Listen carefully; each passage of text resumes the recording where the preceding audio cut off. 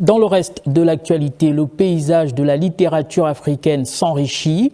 L'œuvre « Vaincre ou mourir » du jeune Gabonais Yannick Flore Moussavou fait état de la résilience, un moteur d'encouragement pour les lecteurs. La cérémonie de vernissage s'est déroulée à Dakar en présence des officiels du Gabon, des autorités culturelles du Sénégal et bien d'autres leaders et étudiants venus nombreux pour la circonstance. On voit cela avec Martel Koumba et Gaius Belli. La vie ne se résume pas au nombre d'années vécues, mais au nombre de vies transformées.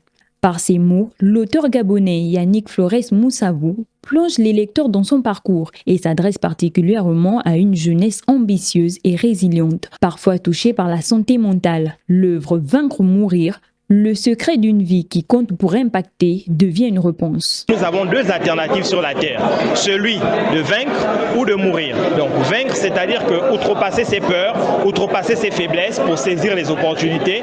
Mourir, c'est rester dans ses péchés mignons, rester dans sa stagnation et ne pas produire de fruits. Et donc voici pourquoi on a décidé de ce titre, pour justement marquer les esprits et dire que nous sommes en guerre sur la Terre et ce sont les plus violents qui réussissent.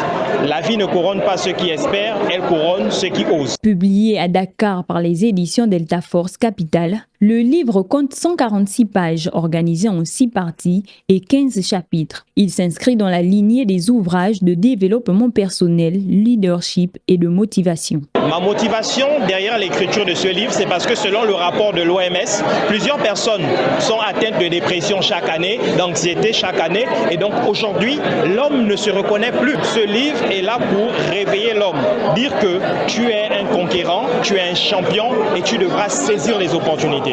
Titulaire d'un master en droit de la gouvernance des énergies et des mines, coach en art oratoire, fondateur du salon de l'entrepreneuriat de la jeunesse africaine, CEJA Dakar, et président de l'association Jeunesse d'aujourd'hui et de demain, ce dernier revêt une nouvelle casquette, celle d'écrivain.